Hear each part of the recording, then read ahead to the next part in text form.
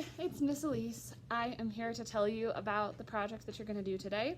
So first things that you're going to need to get out at your table baskets, you know you have a cup of markers. Remember, you can always go borrow markers from other tables. The sub has these pre-cut bookmark shapes for you, and then each table is going to need one roll of the blue tape. When you get your blue tape, oh, actually before that, make sure you get yourself a water cup and a paintbrush. You can get different size paintbrushes. I have one big one and one small one. That's really up to you. And always have a paper towel with that as well. Then back to the tape. You're gonna tape your, let me sit down here. You're gonna tape your little piece of board to the table. And you wanna leave like a little kind of edge. Try your best to make it even so it's the same thickness all the way down the board. Do the best you can. So I have it about like that. Can you kind of see about how thick that is? I'll show you. I have another example I can use. So I'm going to tape this to the table just like that. Just like this. And you're gonna do both sides of your bookmark, just so you know. So front and back, there, and you'll see what I mean. So right now we're just working on one of those sides right now. It's really up to you how you do this design. And there we go. Okay, so make sure you go around that edge with your finger and keep the tape nicely taped down. Pick your colors. I purposely have the color wheel behind me. When you're picking your colors, it's really good to choose colors that are side by side on the color wheel. So I'm gonna pick things that are like my different shades of green. So something like this. And I'm just kind of coloring some lines on there all over the place. I'll angle it up so you can see here in just a second. I am purposely leaving white spaces. Do not color the entire thing in. It does make a difference. And there's a kind of an additional technique that I'm going to share with you as well. I'll put a little purple.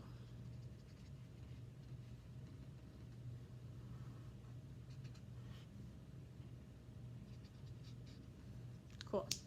So don't peel yours off the table, but in my example,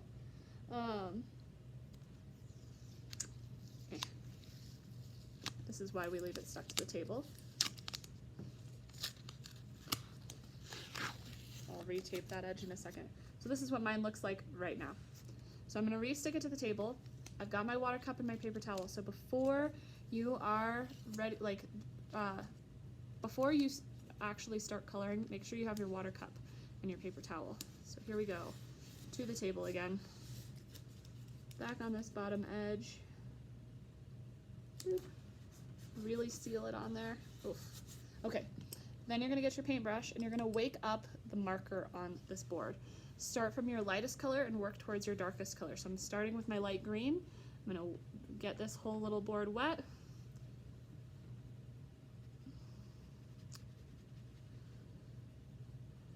And I'm gonna just move the marker around on the board until I have filled all of my white spaces. Now, one of the things you can do if you're seeing really hard marker lines on your board when you're done, like down here in this corner where I had that little bit of turquoise and some purple, and even on this edge with my purple, I still see like the marker line, and I don't like that. So I'm gonna take my marker while my board is wet, and I'm gonna kind of color where I had that before. It won't ruin the marker, it's okay, it's just water. These are washable, non-toxic markers that can be used with water. It's okay. Coloring just a little bit, color, color, color. You saw me twist my marker just to make sure that it kept working. I'm gonna put a little bit more here.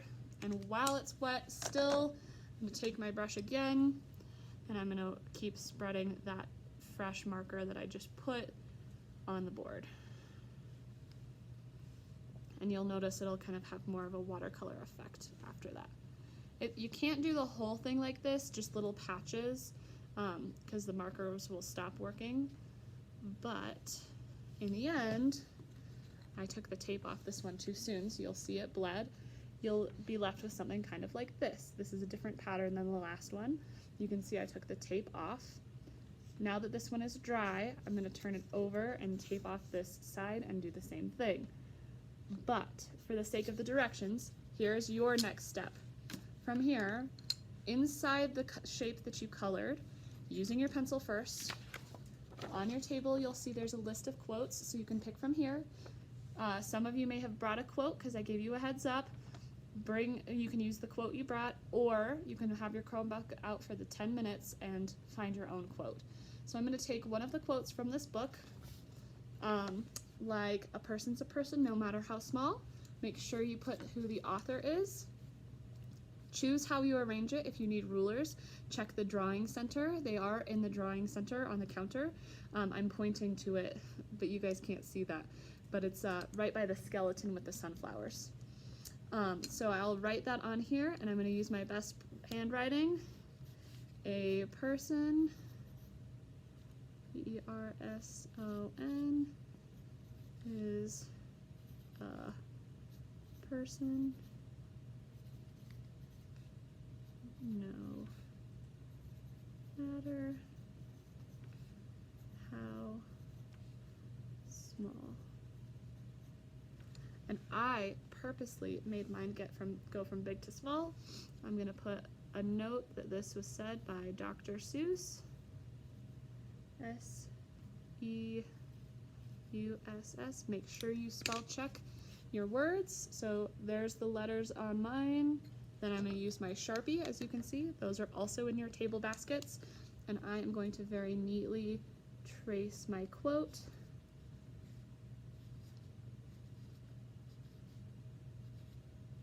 A person's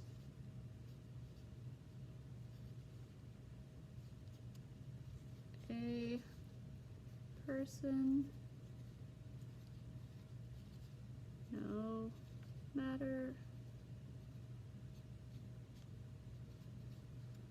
how small. And then Dr. Seuss. If you have leftover pencil lines that you can see, make sure you get out a big eraser and erase those, and then you should be left with a cool bookmark. You can do different fonts, you can try and do some cursive, you can do some calligraphy with your Sharpie on its side. If you need to experiment, grab a paper out of the recycle bin and play on that. Make sure you do decorations on both sides and have quotes on both sides. Middle school, these are going to live in your table baskets, so you can show me when I am back on Monday. And 5th grade, you're going to give them to the sub, and make sure at the bottom, and this goes for everybody, you're going to put your name very small at the bottom in pencil, just like that. Okay, that is the scoop. Thank you for taking the time to hear these directions. I hope you guys have fun with this. There are a few different sizes of this. You can make more than one, and you could experiment doing like a whole watercolor scene, not just blending your colors, where maybe you make a picture of, you know, a landscape or an animal doing something, but that's why you might want a smaller paintbrush so that you could go in and do some, wake up some little details. Landscapes are actually really fun with this. You'll see on my easel I left a landscape that I did using this technique. It's really cool. So I hope you guys have fun, and I will see you when I am back on Monday. Be your best selves, and I can't wait to see you. Bye.